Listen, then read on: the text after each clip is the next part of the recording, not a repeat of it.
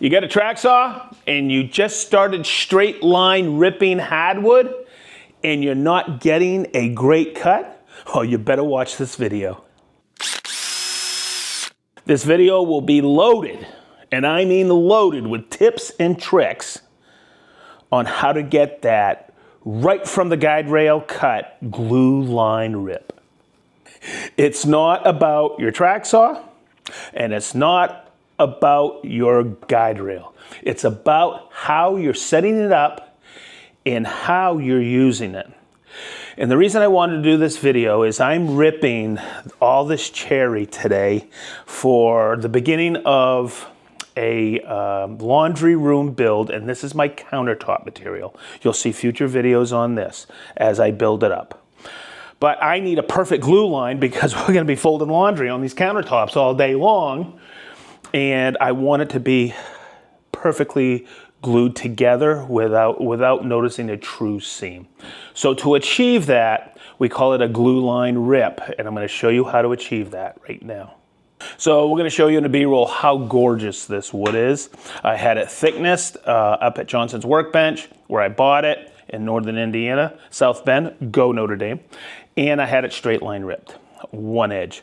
Well, that's great, but when you straight line or you get straight line ripped one edge, you really got to look at it because lumber yards are pushing this through. It's straight, but you have saw blade marks.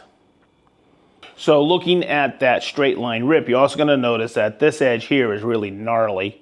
So what I'm going to do is straight line rip both sides to join the boards together. Now, important, the whole thing is the setup to do this, and now let's get going on it.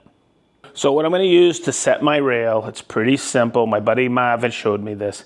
This is a limit stop. This comes with the track saw to prevent it from lifting while you're plunging into the middle of a board.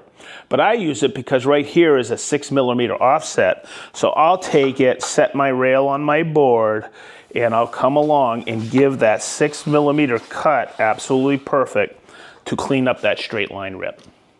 Now comes the question, do you clamp it or not clamp it? Well, you've seen me in videos where I just use the rail on the plywood to straight line rip or clean up an edge.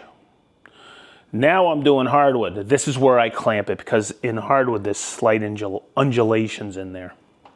If this board was dead flat, I probably wouldn't clamp it because you have these little neoprene non-slip strips that lock it to the board with the weight of the saw on it. So I'm just going to take this clamp that slides into the bottom rib here, slide it all the way in, and give it a quick clamp. Now the first thing I want to talk about is where do I start this? I've just set my depth and I always plunge it without any power to make sure I'm starting before I enter the wood. That way there it doesn't kick on me. A quick dry run so you understand this. It's just kind of like using a handsaw. You put 3 fingers in here, you release this with your thumb and your index is pointing forward. You don't cut to the side because what'll happen is that'll put pressure this way and you'll have what is known as a hollow in the middle of your board. Your guide rail is not bent. So when I start this, I'm just gonna plunge and I will go forward. Look where my pressure is. It's directly behind the saw. That ensures I'm gonna keep that guided on this rail perfectly. So a couple other things to know. I don't like to have my dust extractor all the way back here.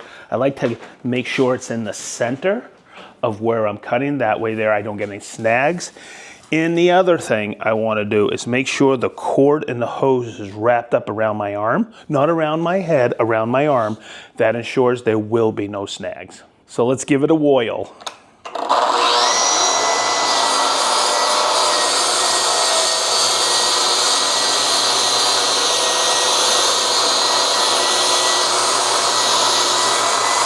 As I get to the end, I want to make sure this is the center of my blade. I push all the way through and bring it up full speed. And the reason I'm telling you this is, come in here, cameraman, is right here.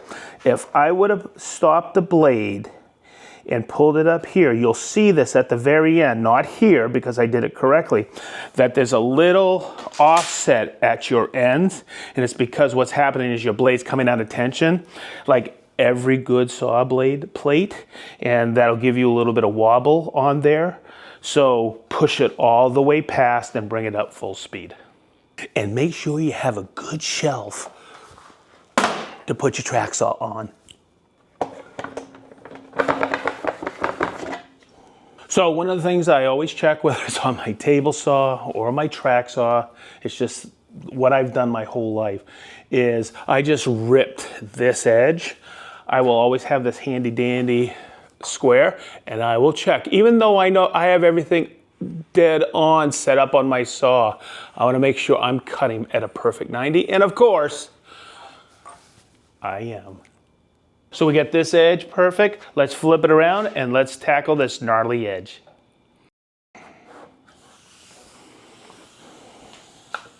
So I'm setting this up right here, 6 millimeter, and I'm bringing it all the way down, and you're gonna notice that there is a slight cup in the middle here. This is the gnarly edge. So I move it back and forth ever so slightly, so I do cut into that cupped edge. You may lose a little bit more wood, but you're gonna get a perfect straight line rip.